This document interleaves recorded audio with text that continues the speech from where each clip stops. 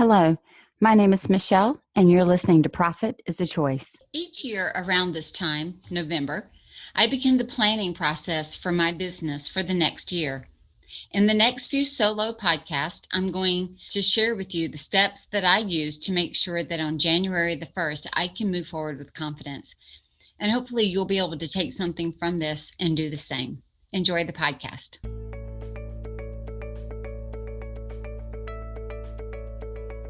Every day, empowered entrepreneurs are taking ownership of their company financial health and enjoying the rewards of reduced stress and more creativity.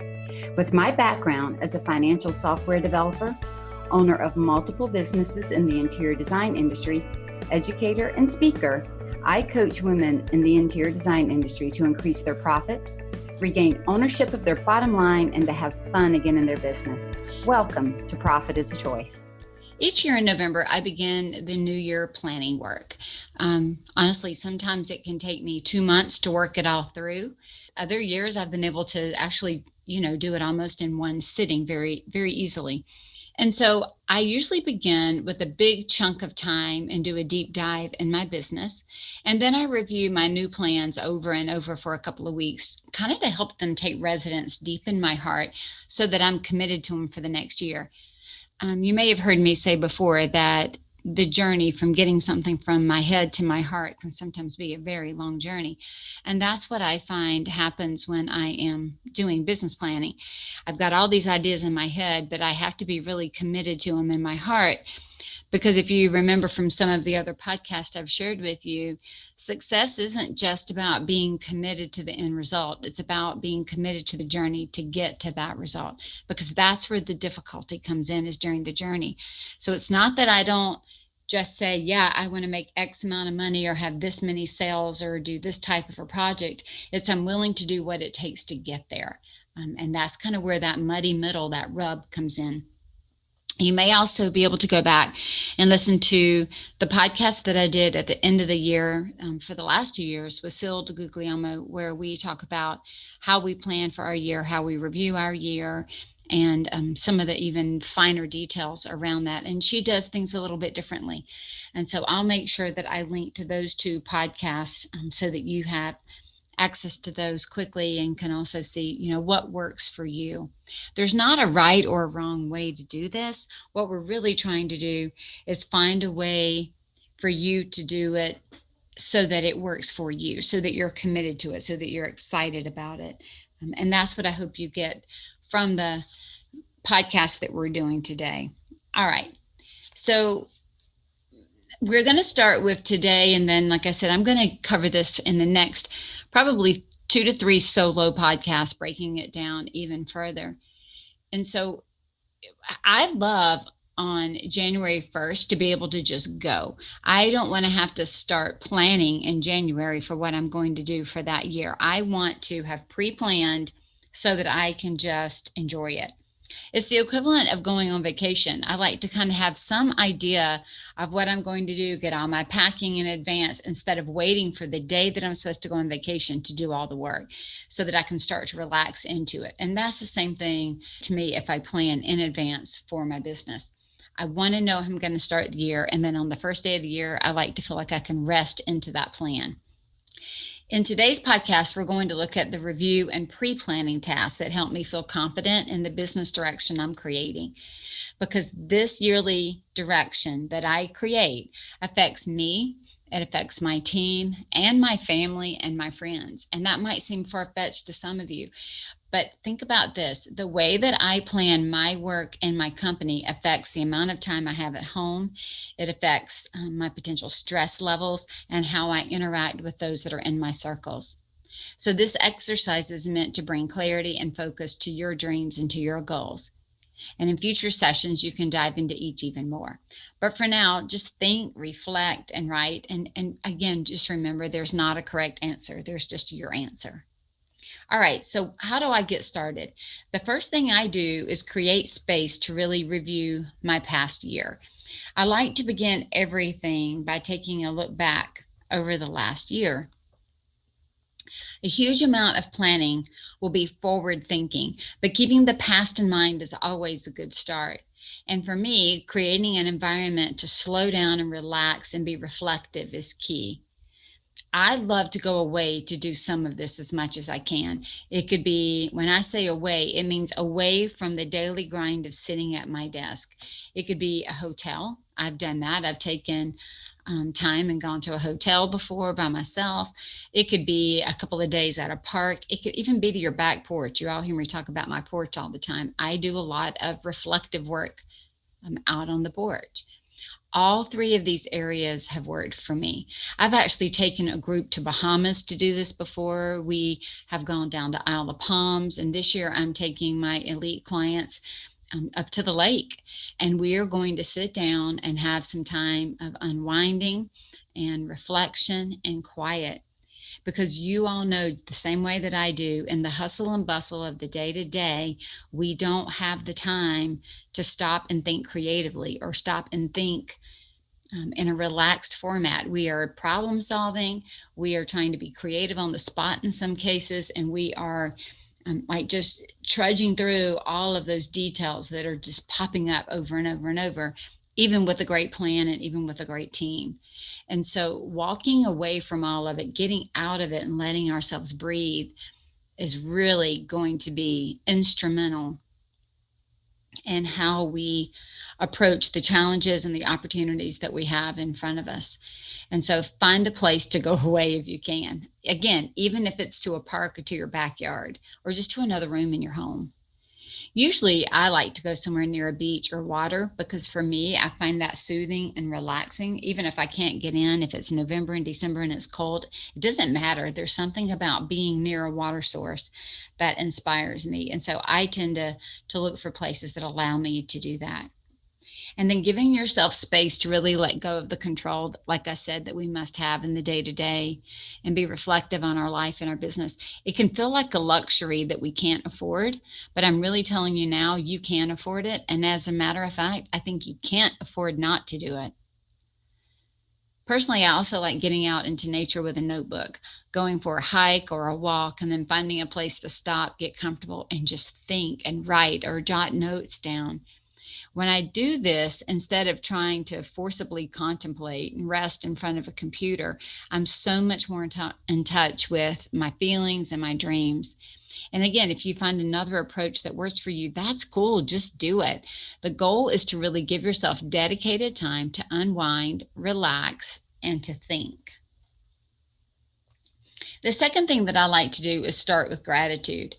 My planning, I usually try to start these planning events that I do by writing down some of my gratitude for the year. Now, some of you may keep a gratitude journal all year, and that's awesome. Some of you may not do that as a day-to-day practice. But one of the things I like to do is really write down every person that has made an impact on my year and what I'm grateful for with regard to having them in my life. Sometimes, and this is going to sound crazy, sometimes it could actually be somebody I didn't enjoy being with, but they brought a clarity into my life and business, and I'm thankful for that. And so I start with, what lessons have I learned? What gratitude do I have, even for some of the difficult things? And that puts a spin on the way I want to move into my entire planning process. I want to kind of come into it with a grateful heart for all that's happened and where I am, instead of coming into it with anger or frustration that's carried over from one year into the next. And so being able to look back and reflect on the people and the experiences and to see it through that lens of thankfulness is actually very empowering. You can even go a step further than that if you wish. I stop and actually pray for these people and their life and their business. And for some of them, I even write a note card and mail it to them to thank them for having an impact on me and my business and my life. Sometimes they don't even know that they did unless I tell them. Also in the moment, their impact on my life and business may have been minimal and almost forgettable. Like it maybe in the moment, I didn't even think it was a big deal. But when I am far enough out and can review an entire year, it may bubble to the top as a pivotal moment with farther reaching implications than I even knew. This practice of recognizing the people who I'm thankful for also is a very good reminder that I'm having an impact on people, good and bad, without even knowing it sometimes. And it's a reminder we can all use. So the clarity that this brings me is really unparalleled, just that gratitude. So after I've created space to review the year and I've started with gratitude, the third thing I like to do is review how my time was spent over the last year. Just like we can look at our P&L and ask, where did the money go? We can do the same thing with our time. I kind of call this profit firsting my time. You've heard me mention it. So when I do a time review, it's from a place of asking myself these questions. One of the first questions I ask, and I'm a question asker, so one question leads to 10 more, but it goes something like this. Did I spend my time on the most important things? And if yes, I want to create more of that. If no, I want to do less of that. So note down what you thought was the most important things and which things you would like to take off of your list going forward. Did you have enough time at work? Did you have enough time on vacation? Did you have enough time with your friends or with your family or doing the things that you think were important to be doing? The next question I ask when I'm doing a time review is, did I spend my time with the most important people? Who did I spend my time with? I think through that. Was it with my ideal client? Was it with my team? Was I with my family or my friends? Or was it with people who drain my energy at every turn? Did I have a mentor or a coach? Or am I mentoring or helping someone else? And did I give enough time to them and to my staff for training and elevating their work? Like, am I doing the right things and am I spending time with the right people? And then write any changes that you might want to make regarding your time in the new year, either in how you spend it, what you're doing, or who you're doing it with. The fourth thing I like to do is do what I call an offerings review. I like to review the products and services that I offered in the past year. Are they the same products and services that I want to offer going forward? Do I want to offer it in the same way? Do I want to offer it in a different way? What did I like? What did I not like doing? Each year, my offerings get more and more streamlined. Here's the deal. We should be offering products and services that we enjoy and that our teams are poised to complete, not just what the customer wants, especially if we don't have the bandwidth in our team or in our knowledge and experience, because we can't be all things to all people. That is a recipe, a quick recipe to drain you of energy and time. See, here's the way that I think about that. Think about what type of restaurant you are. Are you a Chinese restaurant? Are you a pizza restaurant? Do you sell Mexican food? Give your, maybe it's this huge experience type restaurant. That's cool, whatever it is. But I can't walk into most pizza joints and ask them for a burger. I don't usually walk into a burger restaurant and ask them for a pizza. Certainly, they're the all-American type menus that have a little bit of everything. But if we're really thinking more specialized, we don't do that, right? When we crave pizza, we want to go to the place that sells pizza. If we crave a good burger, we want to go to the place that sells a good burger. And what that does is it allows them to streamline their offerings. They don't have to worry about having 42 recipes for all the different things on the menu. They don't have to worry about what they should be ordering and having in stock and not in stock. And while that seems kind of crazy, it's the same thing for us. And so if I am trying to always meet the need of my client or of a potential client and not meet the needs of my company or of myself, then I run into a problem where I am constantly trying to change who I am and what I offer and what I deliver to make everybody else happy. And then, as they say, we've all heard it, you hear it all the time, that, the more you try to please everybody, you please nobody. And if you look out and you see people that have offerings and every little bit it's changing to be something else, you have to ask yourself, why are they being so graspy? Why are they reaching out for everything? So find out what you want to do, what you want to be great at, what your company wants to be known for, and do that really, really well. Focus on doing it. Now, it doesn't mean if a client comes to you and says, hey, I'd also like for you to do this, and it's within your wheelhouse, and it's what you want to do, that you can't do it. I'm not saying that. But what I am saying is we don't have to feel like we have to be overly reactive to every request that every person asks us to do just because they ask it.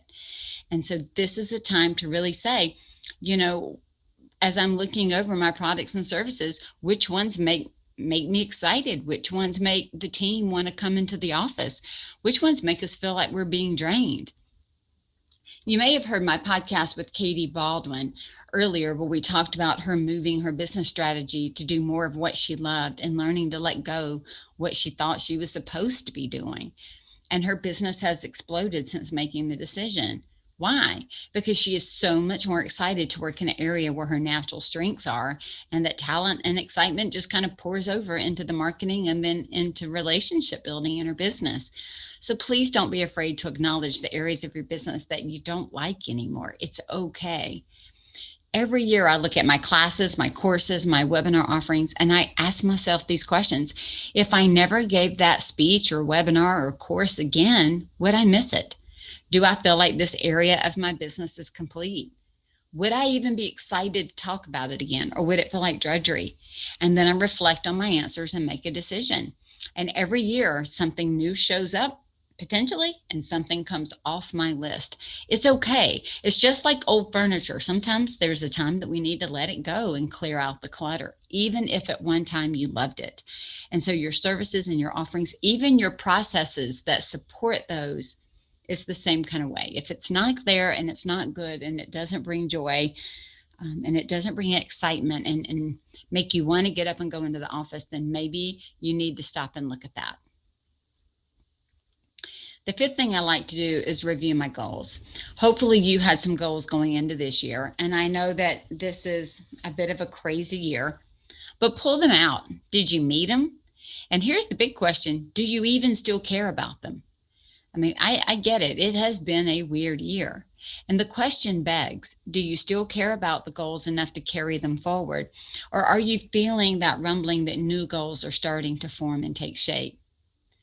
This year, 2020, has really been that for many of us, like 2020 vision. While we thought this year would be different than it has been, we've been given a gift. I bet many of us discovered what was really important to us, and we acutely felt the absence of our special people that we do life with, and we're missing that hug or that handshake. We've started to see what we like to do and need to do more clearly. I agree, it's been a tough year, but it's been a clarifying and a cleansing year as well. I hear many of my clients talk about what they are willing to let go of, what they're now going for or striving for has changed. How about you? Let's let 2020 do its work of creating clarity for us as we move forward. The last thing I like to do, and part of my pre-planning for my year, is identify what will create a balanced life for myself. And that's what I want you to do. Using all the information that you've been reflecting on, define what a balanced life or a centered life looks like to you. Every year at my retreats, somebody will say, I want to be better balanced next year. But I've also found from working with clients and coaching relationships for more than 8 years, I'll say, well, what does that mean to you? And our answers aren't always the same. Could it be that for you, balance is having 3 home-cooked meals a week? Is it having coffee or dinner out with a friend once a month? Is it 2 vacations and 2 long weekends a year? What is it that creates this feeling of balance and of a centered life? And then write it down, because the only way to make it happen is to focus on it and calendar it. And we'll do that as we move forward. But for now, identify it. What really makes it feel that way? And when you're thinking about it and you're thinking about a balanced or centered life, you usually want to think about it from business and life, right? Both of those. But you want to think about your financial health, your spiritual health, your mental health, your physical health, and usually some type of community outreach or community service, that giving back portion. So think about all of those aspects. What is it that you need over the course of the next year to feel like you had a better balance than maybe you had this year? Or perhaps this year was the perfect balance for you. And so if this year was the perfect balance for you, even though it wasn't what you planned, how do you duplicate that going forward? On the next few podcasts, we're going to look further at finances and marketing and the other aspects of business that we need to focus on for a solid year to come. You have 2 weeks before my next solo podcast drops. So use that time to do these exercises and follow along with me. Your life and your business will be glad that you did. So that's create space to review the past year. Start with gratitude. Review how your time was spent. Review your offerings. Review your goals and identify what will create a balanced life for you. If you want to do this in community and to have access to me while working through it, please reach out and let's talk. You can find out more at my website at scarletthreadconsulting.com on the Work With Me page. You can sign up for a discovery call and let's chat. I would love to help you be intentional about your business because profit doesn't happen by accident.